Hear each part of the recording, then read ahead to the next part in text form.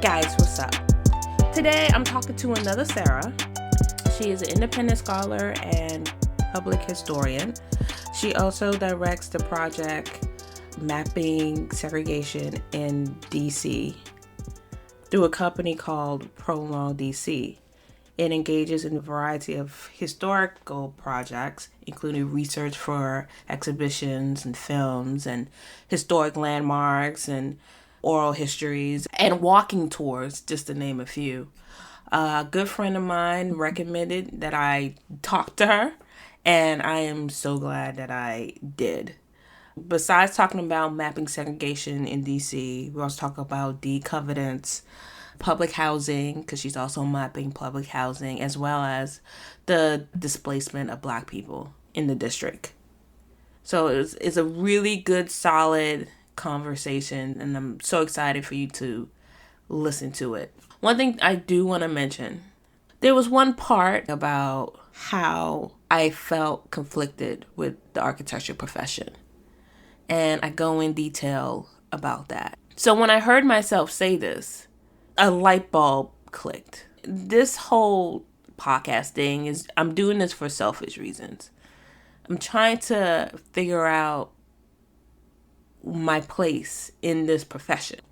I said that I was conflicted, and that was the first time I ever said that out loud. Like, I'm confused.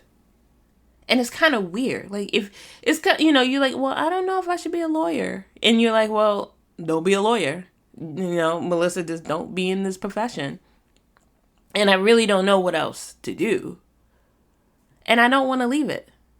Because I thought that I could change. I've said this before. I said, I got into it because I thought I could change that type of environment that I grew up in. And I'm not doing that. So let me do that. But that is difficult to do because I can't find a job that actually does do that unless I create my own job to do that. I posed a question on Instagram the other day. Does architecture participate in gentrification? And everybody said absolutely. Yes, definitely. And then some people stated examples. And I knew in my heart that it does. And I had this conversation similarly with two of my closest friends. And they were kind of, it depends. And I wanted them to say absolutely, Melissa, but they didn't say that. And when they were explaining themselves to me, I understood it. And I couldn't really argue with it. It's like, oh yeah, okay, I can see your point. Yeah, I can see your point. And I couldn't argue with it. And this is where the conflict goes. Because I know in my heart that we are responsible for the gentrification. We are displacing Black and brown people. We are. And we use terms like, oh, we're creating affordable housing. We're making the community better. And was it bad in the first place? Through your eyes, you're a foreigner in this community, and you are saying that this community is not working. But you're the foreigner in this community. You haven't lived here. You don't know the people. You don't know how things operate. Who's you to go in and change everything? And it's happening. Like, DC is full of it. It's full of it. It was an epiphany for me when I heard myself say that I have a conflict with this profession, because it could be my roadblock. It could be the reason why I'm not licensed. Part of me believes that if you become licensed, you become one of them. You're one of them. You are displacing Black and brown people as an architect, Melissa. And this is some heavy stuff I'm telling myself that I'm understanding. And you're like, how can you displace people? Come on now. You are tearing down the existing and building something completely new. What happens to the people that were there to begin with? Some people sold their homes. They think they got a good deal and they moved to the suburbs. unless they move to a better place in the district. I don't have that numbers. I don't see that stats. But they definitely don't return to their neighborhood unless they're doing like a renovation or something to their home. That's a different story. If you're in public housing, if you are subsidized, your choices are limited. And so when they decide that, hey, we're going to tear down this building and make it mixed income, 5, 6, 7 years later, you may come back in. And understand, you're the ones that designing this thing, and you're displacing them. You didn't come up with a phasing plan. You didn't come up and say, we're going to tear down this one section, and we're going to put you back in here, and then go tear down this other section, and then we're going to put people... Like, we didn't do phasing plans. There's no phasing plan. You didn't go to the city or to the owner, whatever, and say, hey, we know that you have people living here. Help you come up with a plan. Because we help owners come up with other things all the time. Why can't this be part of it? Because no one asked? Because we didn't think of it? Because maybe we thought, oh, well, we're making this community better, and maybe some don't return. Maybe that's a good thing. Are we telling ourselves that, oh, we just don't care? That's not our problem. I think that's part of it. I really think that's part of it, is that if I become an architect, I'll become one of them. And I'll be brainwashed. This is a dramatic statement that I'm saying, because it kind of doesn't make any sense. Like, come on, Melissa. How? One or who? One or what? What? You're not making any sense, Melissa. This is crazy. Oh, how do I remedy this? I can make sure that I'm not one of those people. I could change things. I could be the catalyst. I could be that person, that change that I originally thought I could be. This is a step for me. This is a huge step for me. Thanks for listening, guys. I'm putting myself out there. With vulnerability, I am opening myself up to some crazy criticisms. I'm opening myself up to people random strangers coming up to me and making a comment about what I just said. I don't want you to come up to me and talk about this. Listen to it, eat it up, and swallow it. Okay? Don't come at me with this. Anyways, it's a good interview. It's a good topic. Like I said previously, I'm going to try to stay away from architects and start talking to other human beings that interacts with this profession. And, one of the other conversations I asked Sarah was what she thought of architects. And I liked her answer that she gave. It was what I thought we were, too. But anyways. All right, guys. Thanks for listening and being my therapist. Okay, here you go. Sarah, your last name is Schofield? Schoenfeld. Schoenfeld. Yeah. Did I say it right? Schoenfeld. You can say Schoenfeld or Schoenfeld. Schoenfeld. Yeah. Schoenfeld, yes. Okay, Prologue DC. How'd you come up with that name, Prologue? Well, we're trying to think of like something, so if you heard the past is prologue, I think that is something that is from Shakespeare, I believe, but it's also on the National Archives. It's like carved in one of the places, maybe on the front of the National Archives in downtown DC. The past is prologue. So we thought Prologue DC would be a good name for a history company, because that's the kind of work we wanted to do. It's public history work. Did you two woke up one morning like, we're going to start a history company? No, we were both working for many years as local historians and working on these DC neighborhood heritage trails mostly, which are, there's, I think maybe around 20 of them throughout the city. Are you familiar with them? Yeah. I've heard trails? of them. Okay. I never participated in one. But you might encounter them just on the street. They're the big signs, and there's usually like a series of like between 15 and 20 of them throughout any given neighborhood. So like the first one I worked on is along Georgia Avenue, beginning around the Shaw Metro. And then there's a series of signs up, as you walk up toward Howard University. There's one or two signs sort of on the campus itself. And then the trail ends at the Petworth Metro. Those are very focused on mostly, I would say mostly 20th century neighborhood history from the perspective of neighborhood residents. And we were doing a lot of that work, and then that program was defunded, and we wanted to continue doing local history work. So that's why we ended up starting Prologue DC in 2014. Yeah. So was mapping segregation part of that? What was the initial? Yeah, so we had been encountering the existence of racially restrictive deed covenants in various neighborhoods throughout DC in working on the neighborhood heritage trail projects.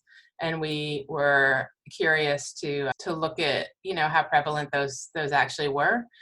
And at the time that we started Prologue DC, we didn't actually have a lot of work. So we were like, okay, let's pursue this independent research kind of on this racial covenant. And we had a colleague who specializes in GIS mapping, who had also been a neighborhood heritage trail historian for Columbia Heights, really interested in DC history, and he's sort of an expert in DC building history. So we thought if we would pursue the research and we could just start putting these properties on a map to see what that looked like. And that was the beginnings of mapping segregation. What was your reaction before, during, and you're still during right now, but yeah, like midway, were your findings what you thought it may be, or was it was spot on? Were you what you thought happened, like fruition? Right. Yeah. So we really went into it not knowing a lot about how widespread the use of these deed covenants was throughout the country, really, during like the first half of the 20th century. I mean, we were aware of them, their existence, and various people you would talk to here would say, oh, I had one of the, that there was one of those in my deeds when I first bought my house, or my parents had one on the deed. But like, it was kind of just anecdotal to us. So we were actually pretty surprised to find that these things covered entire neighborhoods. And we focused our work on the neighborhoods north of Florida Avenue, Northwest, east of Rock Creek Park, like over to North Capitol Street, sort of. So like Florida Avenue to the district line, basically. And looking at all of these neighborhoods that many think of as historically Black now, but learning that they were developed, many of them, as exclusively white neighborhoods. And yeah, we were pretty surprised. We did not know to what extent they shaped the city. It's still on the deed, correct? In most places? In the more recent deeds, they're harder to find. Usually that language was pulled out at some point when the deed was transferred in a sale. There was never any requirement that the language be pulled out, because it became unenforceable by the courts in 1948. And there was one of those Supreme Court cases emerged here in DC in Bloomingdale. So but there was never any requirement that they had to be stripped out of the deed. So you could possibly still encounter them now. You would say that as the property gets transferred from one owner to the next, the person who's reading the deed is like, wait a minute, is this happening? Is this true? And they're like, oh no, we'll just take that out. And then right. So it's not, it's definitely not, they became non-enforceable by courts in 1948, but the Fair Housing Act, which wasn't until 20 years later, is what made them illegal to use at all. Okay. So I think most people that were transferring property after that point took them out of the deeds altogether. Okay. I am doing research on where I used to live. Right. And now it's known as NOMA, north of Mass Ave, from New York Avenue, North Capitol, New Jersey Avenue, K Street, that block, part of Northwest 1, the huge urban renewal project back in the 60s or 70s, somewhere in between there. I don't know if you are doing it or did you do it in the past? I can't remember. Public housing? Oh, yeah, research on public housing. Yeah. Yeah, and Federal Housing Administration. Mm-hmm. Can you talk a little bit about, is it current research or past research or? Yeah, so, well, it's both. I mean, so we've mapped all of the public housing that was officially segregated by race. So public housing began to be built in the late 1930s. And here we had something called the Alley Dwelling Act, and then created an agency called the Alley Dwelling Authority, which was the precursor to the National Capital Housing Authority and then the DC Housing Authority. Initially was to clear out so-called slum communities, or what communities that were considered blighted in downtown areas that were also considered desirable for other uses besides housing for primarily Black people by the late 19th century. So public housing, though, mostly began to get built. I mean, there were some that started in the late 1930s, but in the 1940s during World War II, as people poured into urban areas for war-related employment. DC's population boomed during that time, and there was a pretty serious housing shortage. So that's when you see the federal government stepping in to build a significant amount of public housing for the first time. And it's mostly for white people. And it's segregated. This was a new policy, and it was being built in places that weren't necessarily segregated to begin with. They may have been racially mixed areas, but then the housing authority then made the decision whether that new public housing was going to be for white people or was going to be for Black people. And so we mapped it sort of in an effort to show one mechanism by which the federal government facilitated racial segregation that hadn't existed before. As you can see on our website, those are the developments we've mapped were built between like 1938 and 1956 or so, when public housing was desegregated. We are continuing to build out that project and look at the continued construction of public housing, which became entirely Black occupied by the early 1960s for a few reasons. One of them being the mass displacement of African-American renters and homeowners in Southwest DC here. Well, urban renewal happened all over the country, but pushing a lot of African-Americans into public housing as white people had the opportunity and were subsidized by the federal government, the Federal Housing Administration, to move out. You have this transformation of public housing becoming a place where only Black people live. There's no more so-called white public housing after the late 1950s, 1960. So that's the reason we want to look at housing that was built since desegregation, is because it's basically continued to serve as segregated housing. Yeah. And we want to look at where it all was, and then we also are interested in mapping mechanisms of displacement of Black people over time. And one of those mechanisms is the demolition of public housing, first we stopped building it at some point, maybe the 80s, then it starts actually being demolished in the 1990s. And then some of it just disappears, but then some of it gets redeveloped as what is called mixed income housing, which in fact, public housing already was mixed income housing. The dispersal of whole communities, and this idea that concentrated poverty, that's a term that's been used a lot, needs to be broken up, and people need to be dispersed, and somehow that the redevelopment is framed as beneficial to existing public housing residents. But for the most part, the people that live in those places that get redeveloped don't actually get to come back. They never come back. And right. So it functions as a mechanism of displacement. So because our project is looking at both racial segregation and the displacement of Black people over time, we're going to be looking at that too. We're going to be mapping that demolition and the redevelopment through the federal Hope 6 program. And then in DC, we have now the New Communities program.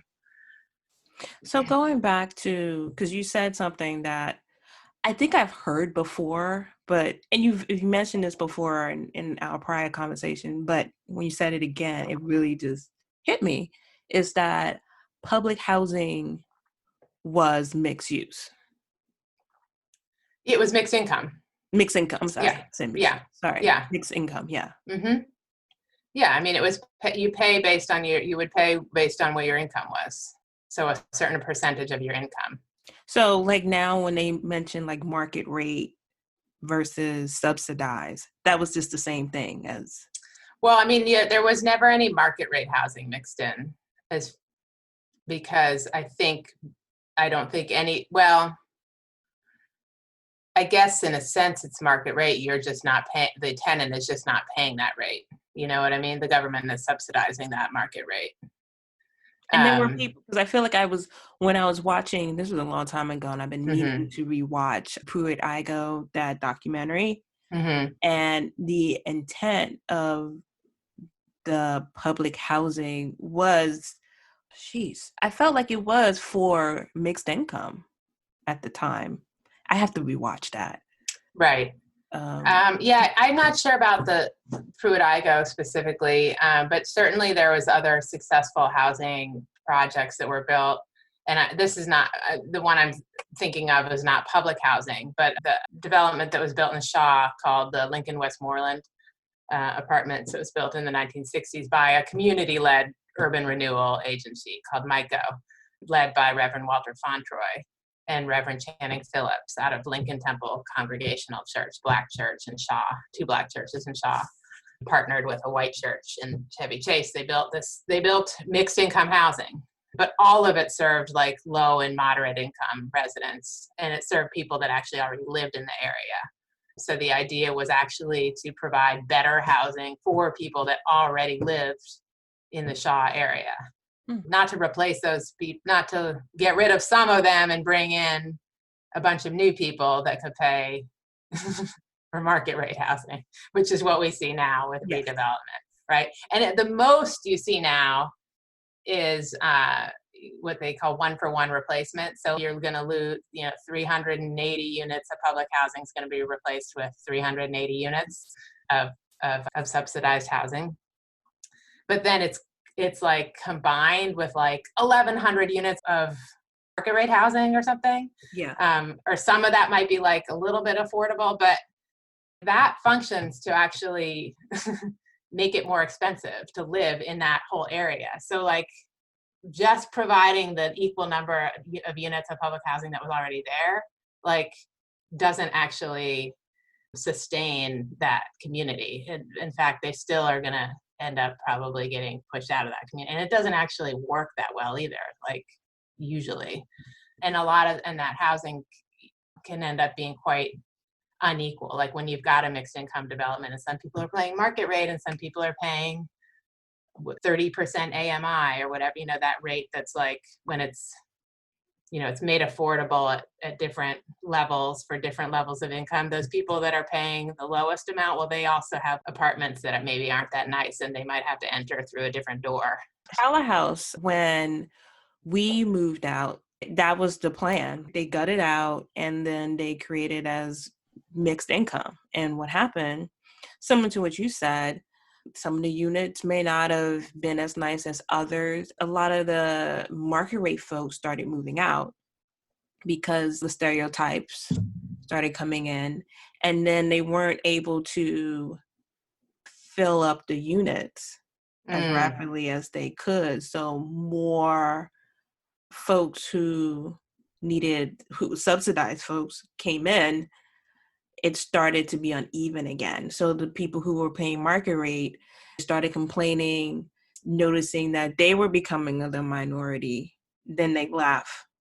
It became all subsidized units at some point. Mm-hmm. And then they shut it down again and they remodeled the whole thing. So when it was first built, was there market rate housing? No, it was part of Northwest One. It was it was all public housing. It was all public housing. Okay. And this happened maybe late 90s, early 2000s. Okay. I mean, that is the period when we began to see a lot of various policies playing out to promote gentrification, like in the late 90s. Yeah. They also did this thing where they had a lottery that you can buy homes for like $1 and U Street, not U Street. Well, U Street was part of it, but also Columbia Road. Oh, okay. So yeah, that was the beginning of the clearing out. I've always felt confused studying architecture, working in architecture firms. And the confusion comes when you are working with a developer and the goal is to make sure that he doesn't lose money, to make sure that when you do the math, that he or she is not losing money. So the perspective of architects to say that you are helping the community by creating something new, creating something better. But then there's the displacement reality. I had a conversation with two of my friends about this. One of the things that they said, and I'm probably misquoting them, but this is what I think that they said, that we as architects don't have control over that. We can't tell people who live in these homes, who live in these units, what income they should have. People who need the housing, we can't make them live in there.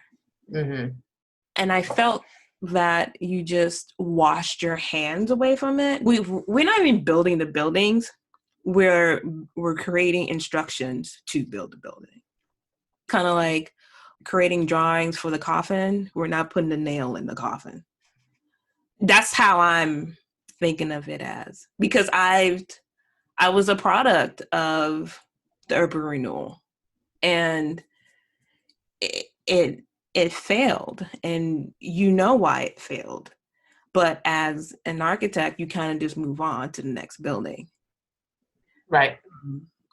So I'm kind of curious, what has your experience been with architects?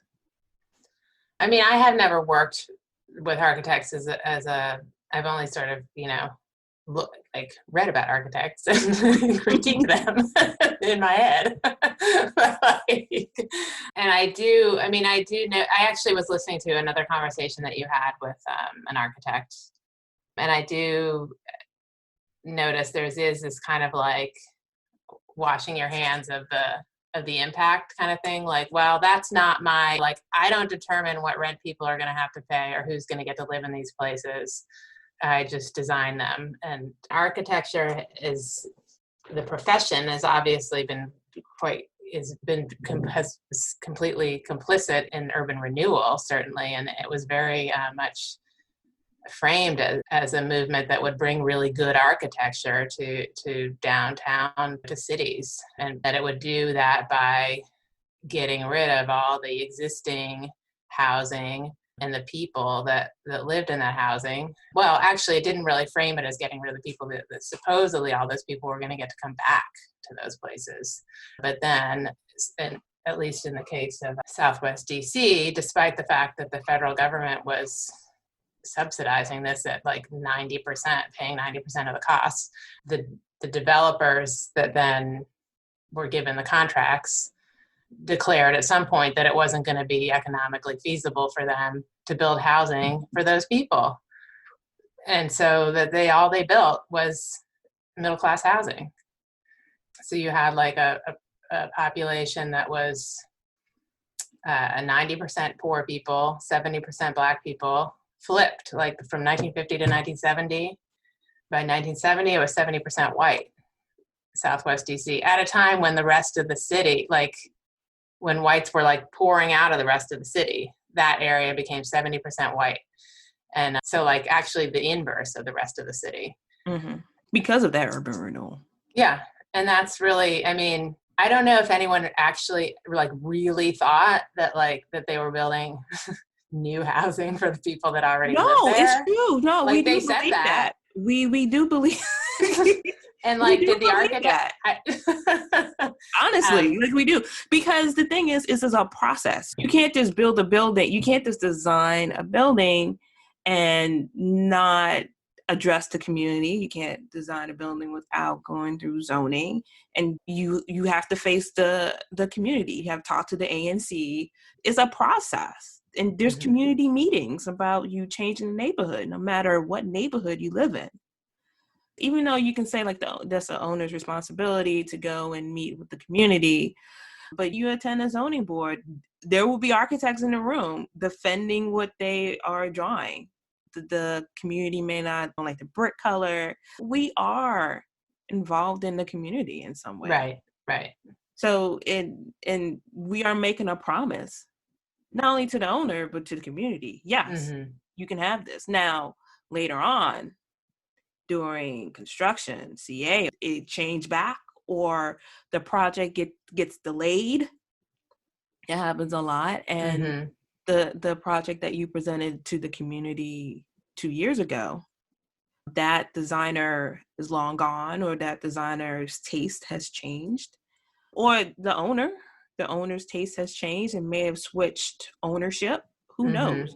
Right. How long do you have once you get zoning approval to build something before you might have to go back? I mean, is there a time limit on that, or? Yeah, there's a time limit. Personally, I've never done a multifamily in the district. I've done one in Virginia. So that process is completely different in DC. Okay. But I did do a residential. It was a single family. I think zoning in DC is pretty politicized. I mean, our zoning commission, I think, is only like 3 people or maybe 5 people, with 3 of them appointed by the mayor. So as far as I can tell, they haven't been giving a lot of weight to community opposition to any projects that the city wants to move forward. But tenants there have been successful court cases against zoning decisions. But for the most part, I don't think zoning here in DC is like engaging with the community or taking in community input. I mean, from what I've witnessed and from what I personally witnessed, and then I've also watched a couple of zoning hearings just to get familiarized with it, I feel like they're fair because they're limited to what they can do. And they always emphasize community. Community has the power. The ANC has the power. Now, what I was shocked was that the ANC is a volunteer position. Like they don't get paid they get little perks, but they don't get paid for it. Right. And I was like, wait, what? It's like the most important job ever, and they don't get paid for it. It's a position that you vote on, right? Like you compete with other people. Yeah. For this position. Yeah, it's fairly significant. I mean, it was actually really considered quite progressive that we got ANC as part of the Home Rule Act, because it gives these little tiny units of DC actual input into the city government, into the governance of the city. So, but it can be, depending on where you're located, it can be a tremendous amount of work. I mean, yeah. But I do feel there is a disconnect between the ANC, what you can build, and zoning. There are rules on the books, and zoning follows those rules on the books. And they do listen to the ANC if he or she shows up there, right, or if the community is able to show up. And another thing too, like these hearings are in the middle of the day. Right. If you're volunteering and you have a job, or the community, you're working, you can't sit all day because you don't know if your case is going to get called. I mean, I would say though that they don't actually always follow the rules, because the cases that have been appealed are ones where they've actually approved developments that will do things that are actually prohibited by the DC's comprehensive plan. Like exacerbate gentrification and displacement specifically, or not provide amenities similar to what people already have. Like I'm thinking about Berry Farm specifically, the public housing project, right? Like that was approved by zoning, and then it was the Tenants Association successfully appealed that because it wasn't, I mean, it violated all the things that they were going to do did not meet the standards of the comprehensive plan. And that's the case with the McMillan Park development as well, which has been held up for years. And I mean, for the courts wouldn't be upholding these cases brought by community members if they weren't valid. So that's true.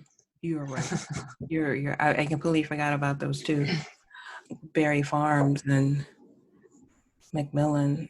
And going to that site over there, like I was reading all of the various developments that were introduced throughout the years. Like they wanted to put a Kmart over there.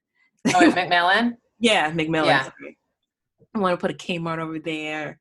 Various types of shopping centers and all this stuff. And I'm like, I'm so happy that none of that went through. So, yeah. Well, they still got big plans for the site.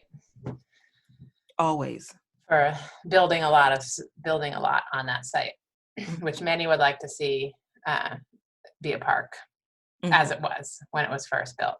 So, but there's a lot of arguments over the need for more housing and need for more density. But personally, I don't think that's where it needs to go, because that part of the city is very lacking in green space. Only thing that has green space over there is if you go on the campus of Howard. Or you go North Capitol into the cemetery, and it's like a golf course over there, right? Well, I mean, the grounds of the old soldiers' home. Yeah, that's what. Just like McMillan used to be open to the public, but neither one of them has been open since the 1940s. But those were massive those were huge green spaces that served that part of the city. They were closed off, both of them, during World War II and never reopened. And that was kind of the same period when that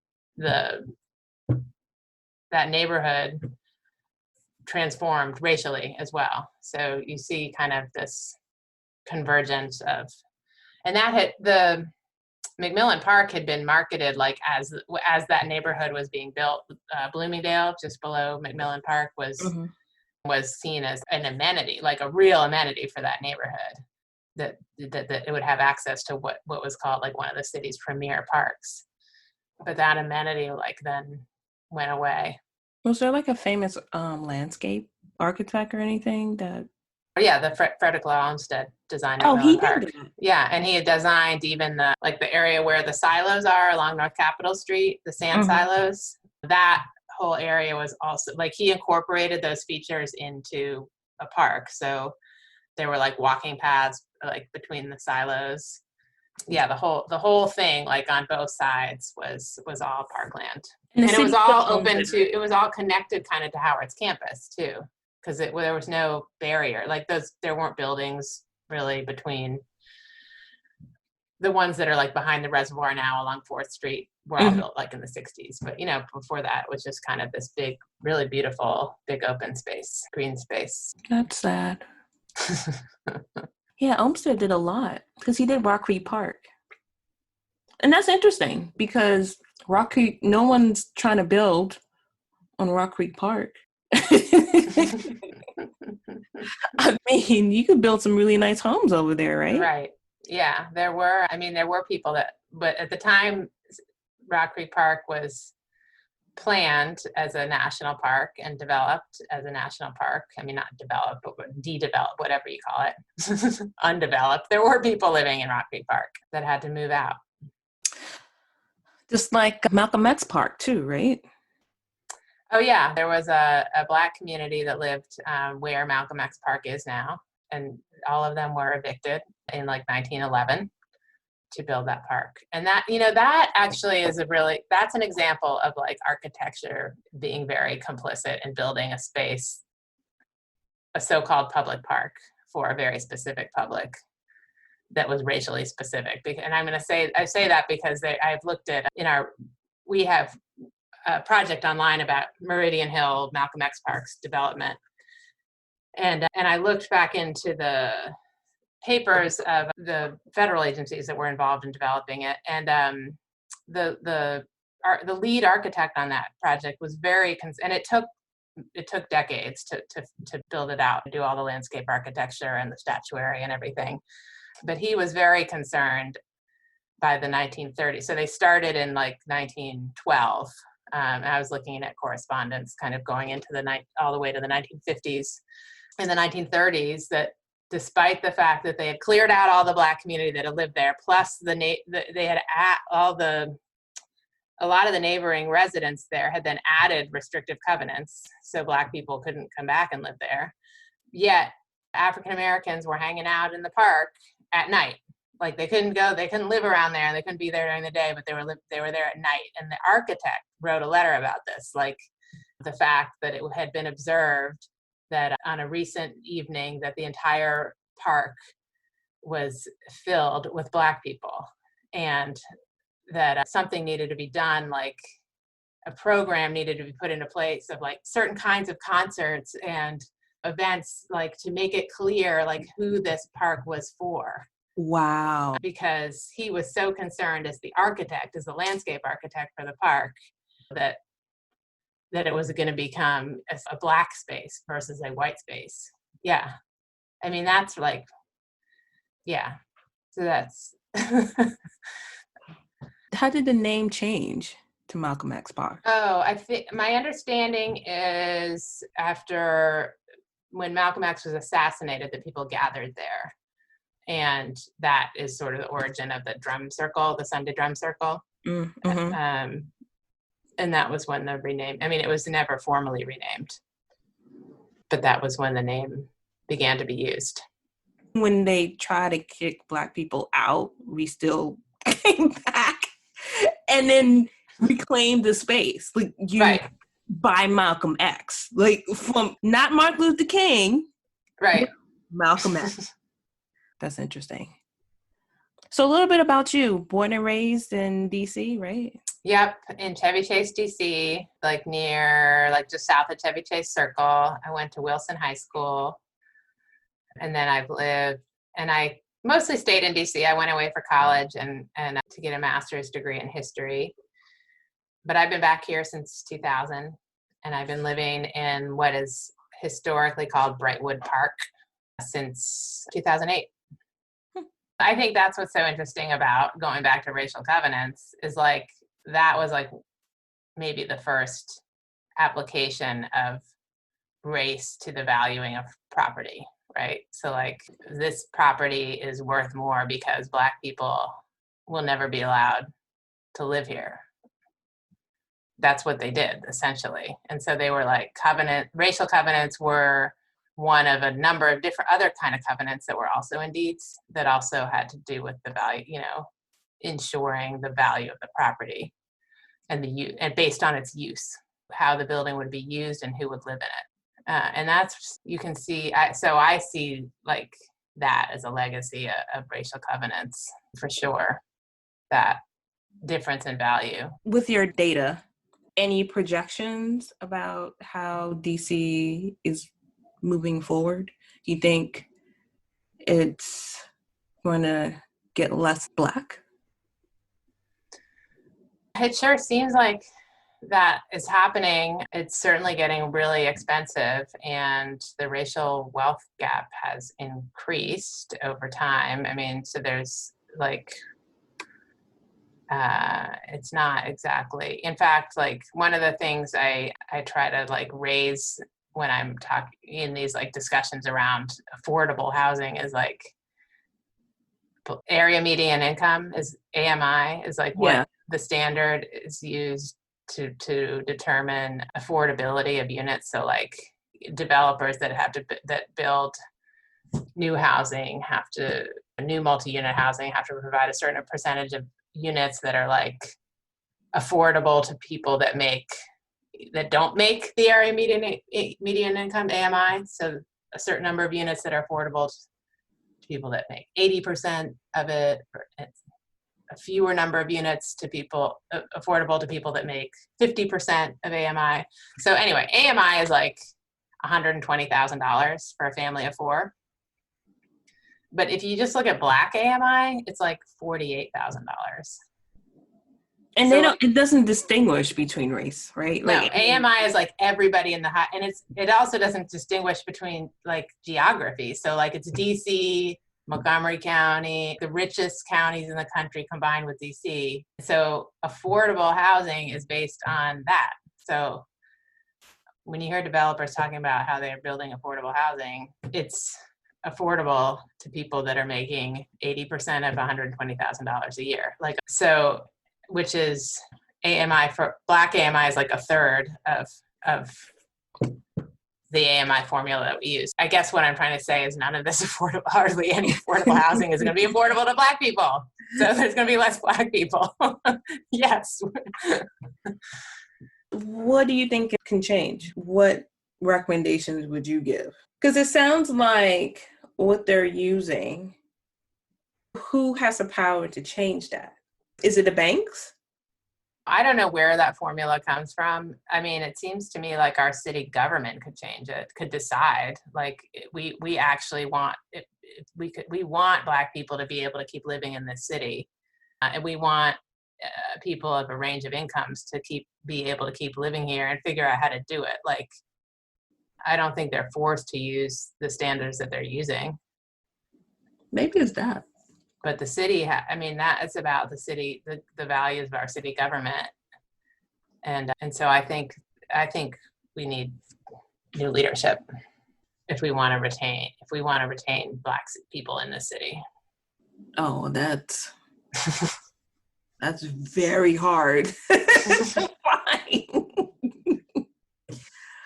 There's some progressive, I mean, there's people running for DC Council and getting on to DC Council that I think that care about these things. Not for mayor yet, but hopefully. I've always been very skeptical about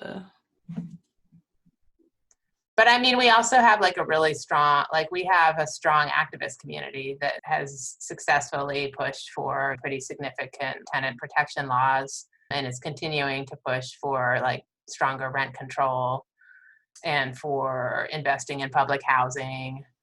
So I mean, I think as if people continue to push, all of a sudden it seems like there's a much greater awareness among the larger sort of white population around systemic racism. More people will start engaging in activism, I hope, around housing specifically, because I really feel like that's like at the root of so much of. Yeah. I just feel like we need to get away from buzzwords, like affordable housing, diversity, equity, equality, like that's inclusion. Yeah, I totally agree. Yeah, and just talk about what we mean. Well, one last question. I promise this is the last question. Yeah. I've always felt that the idea of diversity is a great concept, but the people who are advocating for it don't really understand what it means. So when they say this is going to be mixed income apartment building, does the market rate people really want to live with subsidized people? Knowing that all of the biases and stereotypes that are in everybody's head when they think of market rate people who can afford this and the people who are unsubsidized. Well, are you saying like the people that are living, that there's certain people that like say that they prize so-called diversity but don't actually want that? Yeah, or like, it's kind of like, for example, you heard this story, but on U Street, there was a T-Mobile and they were playing go-go music real loud. And then there was a lawyer that lived not too far from there. Right. Was complaining about it, filed a lawsuit. And the thing is that's kind of a mixed income area. You have all different types of people living there. You have all types of people consuming there. Right. So like, yeah, I mean, people are moving into cities with the idea that somehow they like about the mix of the people, but it's in a very, it's almost seems like they want that in a very, just in a very superficial way, maybe. Not actually to be around those people, but maybe just to be around neighborhood heritage trail signs about them that they used to be here. Right. I don't know. Everybody wants to go to Ben's Chili Bowl to eat some chili, but they don't want any people in the restaurant living in their building. Right. It's something about, I think it's like the fear of being the minority and living in an area every day, all day, being the minority. Maybe. Yeah, but that's like not even the case in that area anymore for white middle class people. No, I mean, I just they're in the majority at this point, I think. I mean, yeah, pretty much. Only thing it's, you know, Malcolm X Park is over there, so we'll still congregate there. Yeah, but have you been there lately? I mean, it's there's a lot of white people there. Well, it's unrecognizable as a person, you know, for both of us really. But even 10 years ago, 14th Street did not look like that. Yeah. How about this? Do you ever go to Banneker Pool? Yeah. Did you ever go there growing up? Have you been there lately? Oh yeah. Yeah. It's scary. Yeah. It's for a person who grew up and still frequents, you know, the city. It's not my city anymore. I mean, physically, it's not my city anymore. Right. It's one thing to mentally think when I was in high school or when I was in elementary school, I used to walk down this trail and everything looked smaller. It's another thing to look on Google Maps and make sure I'm on the right street. I know. Yeah. Every building is 12 stories. Yeah. So what would you think though, if it like looked the same way it does now, so still unrecognizable in its like the built environment, but it was all Black people? Like, would it feel like, I'm just like trying to imagine, like, well, would it then somehow feel more familiar or like somewhat, I guess, but no. I mean, because can you imagine a city that's still Chocolate City, but like, yes, but we have all this like new stuff. We got bike lanes, we got new rec centers, we got new schools, we got, that would be or would it look, I mean, if it were actually built with Black people in mind, like what would it look like? Would it look completely different too? I don't like, I'm just kind of interested in thinking about that. Like, I mean, it would have in that world, then you would have Black developers too. And I think and Black architects. So it would be completely different. It wouldn't look what it looks like now. So what to you then, I'm sorry if I'm interviewing you now. I'm just like really interested in to like understand, like, is there a white aesthetic? And what is that? Like, what defines that versus like what it might look like if it were being built and designed by Black people? I shake my head because you see me. Obviously, this is audio. Okay. If you decided to become a developer, you have to start small and then go big. You can't just up and say you want a 200-unit multi-family building, because that's like millions of dollars. So people who can afford to do that tend to have a portfolio. And you have people coming from all over and they have a portfolio. So they have a certain style. They have certain appliances that they use. It's a certain thing that they have. So a developer in Texas comes to DC because the market is hot. His building's going to look like the same building that's in Texas. You'll have tweaks and stuff, but it's going to essentially look the same. Or you have an architect that has a certain style. And it's easier for him or her, mostly him, to rinse and repeat a design. because they have their signature thing. Mm-hmm. So DC is the DC, I'm going to say DMV. You can look at certain things and understand that, it's either the same developer or the same architect. Mm-hmm. Or because I don't know if you noticed, like in downtown DC, there was this wave of office buildings with glass. Yeah. All the office buildings had glass. And it could be it was like, you ever heard of LEED? You heard of LEED, right? Yeah. Some LEED requirement or something about you have to be able to see, everybody in the office has to be able to see something.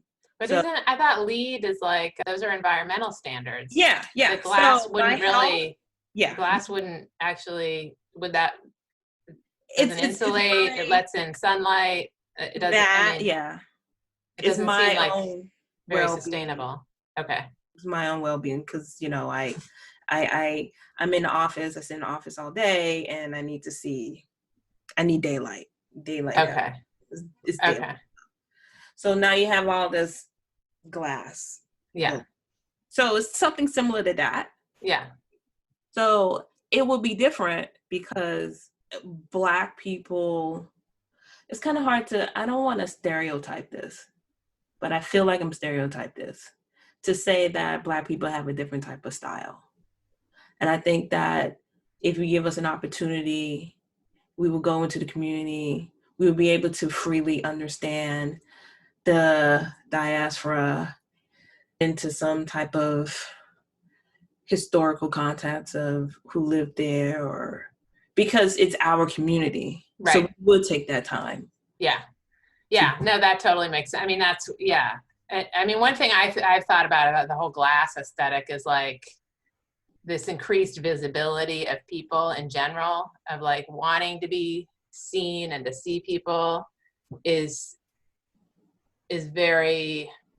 not really make sense for an urban environment in which Black people are surveilled and by police all the time, and by other people, and policed by like other people, like not who aren't police, but like it's like the opposite of what you want. Like maybe as a Black person who already might not feel safe in an increasingly white city or gentrifying city, than to be more visible. And to be more visible in space where there's already fewer Black people is not an aesthetic you would be like, yes, I want this. But I don't know.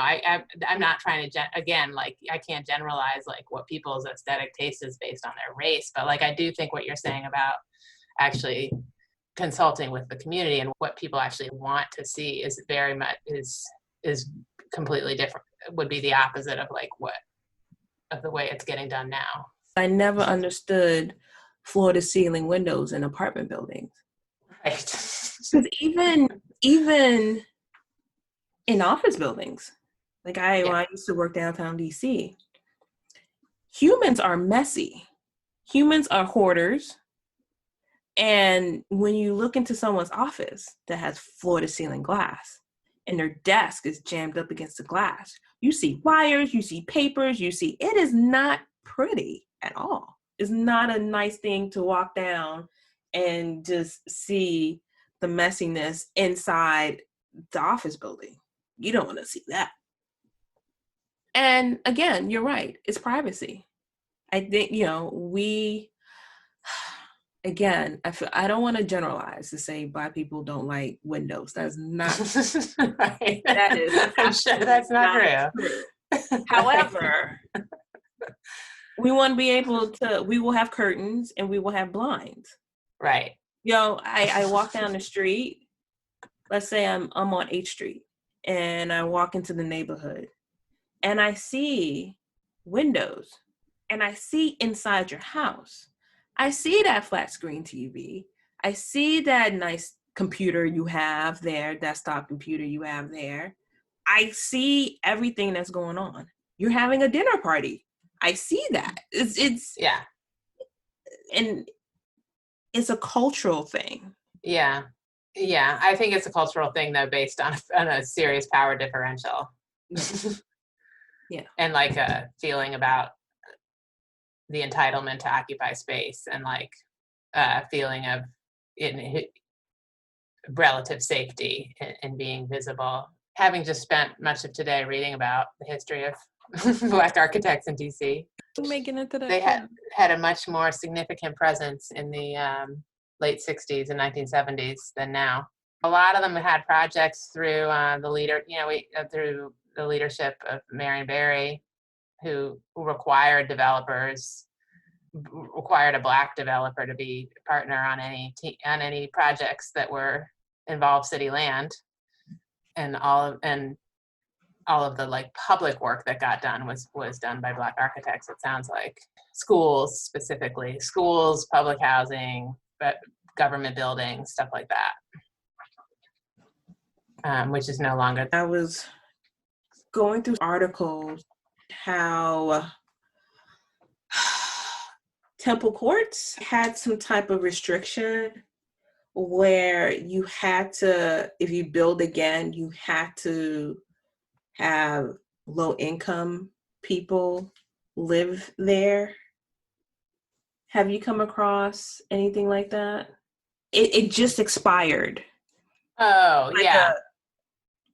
Yeah, so I think that was the case with a lot of that.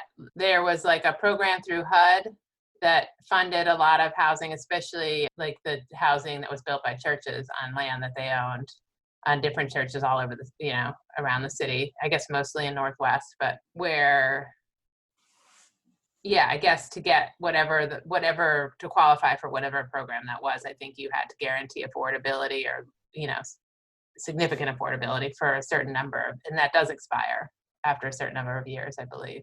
So a lot of housing, I think we used to have a lot more housing that was available to people of lesser means, of lesser wealth, but a lot of that has gone. Okay, cool, thanks. All right, thank you. Okay, talk to you later, bye-bye. Right. Bye.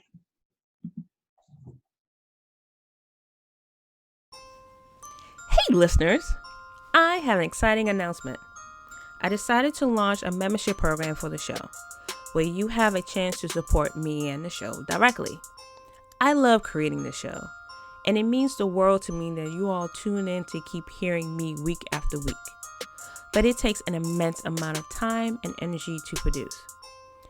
I want to keep the show going, and I want to invest in its growth.